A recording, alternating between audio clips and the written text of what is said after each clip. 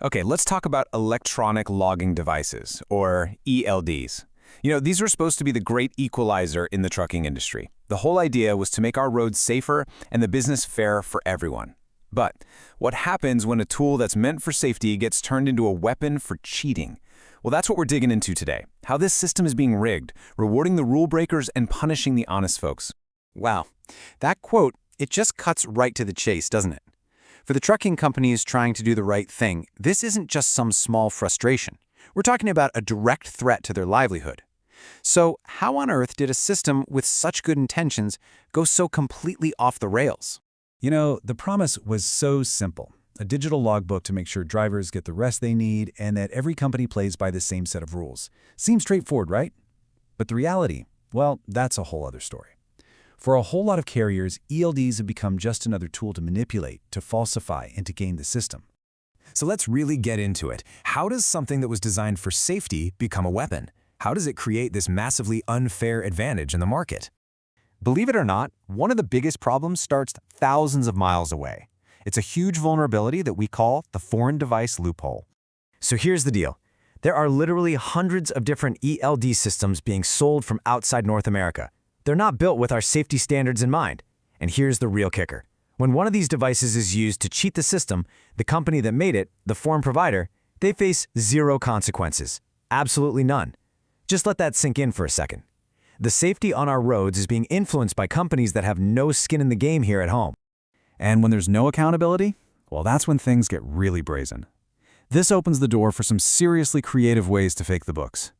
We're talking about stuff like completely fictional logs and something they call ghost drivers. So that's the big question, right? If these systems are supposed to be tamper-proof, how are people getting around them? Well, the answer is kind of shocking in how simple it is. It starts with the device itself. It's almost unbelievable. Some of these ELD systems, they literally let you edit the logbook like it's a Word document. You just go in, click, and change the numbers. That's it. All of a sudden, the hours of service rule isn't a law, it's more like a friendly suggestion.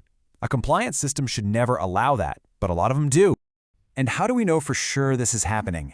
Because the math doesn't lie. When you actually analyze the fuel data and the mileage, you find the impossible. You see single drivers who are supposedly clocking 4,500 miles in 1 week. I'm telling you, that is physically and legally impossible for one human being to do. And this gets us to this core idea of fictional trucking.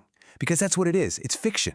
This isn't about being efficient. It's about complete fabrication. It's about writing a story in your logbook that has absolutely no basis in reality.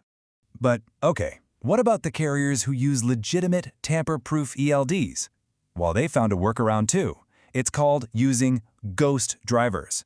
They'll take the login information for drivers who are off, maybe on vacation, on medical leave, or maybe they don't even work there anymore, and they assign those hours to the one driver who's actually on the road. This is basically hours of service laundry. It's the same idea as money laundering. You're taking all these illegal, dirty hours from one totally exhausted driver, and you clean them by digitally spreading them across a bunch of different ghost accounts. So on paper, the logs look perfect, but in reality, you've got one person running themselves into the ground.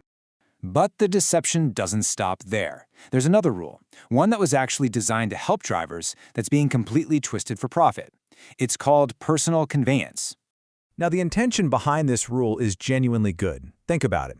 It's just absurd to say a truck driver who's out of hours, but only 25 miles away from his own home and his family, has to sleep in his truck. Personal conveyance was created to fix that exact problem.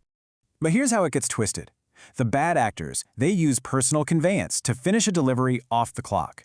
Or they use it to move their truck to the location of their next paying job. They're essentially hiding commercial, money-making miles by calling it personal travel, all while the compliant drivers are legally required to shut down for the day. So you put all of this together, what's the result? You get a system where cheating isn't just something that happens on the side. It actually gets rewarded. This quote just nails the feeling out there. I mean, running a compliant trucking company is hard enough as it is. Your margins are tight, fuel is expensive, there are tons of regulations, and now, on top of all of that, you have to compete with people who are literally just making up their logbooks. It really all boils down to this, doesn't it? The compliant operator sees an ELD as a tool for safety. The bad actor sees it as a tool for manipulation. And the result? The honest guys are stuck with higher costs and lost time, while the cheater gets a huge and totally unfair competitive advantage. Let's just be blunt.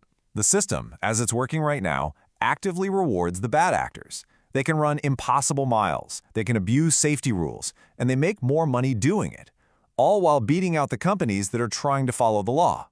And that leaves us with one last really important question. ELDs were supposed to make the game fair for everybody. But when the system consistently rewards the people who break the rules, you really have to stop and ask, is the problem the players, or is the game itself rigged?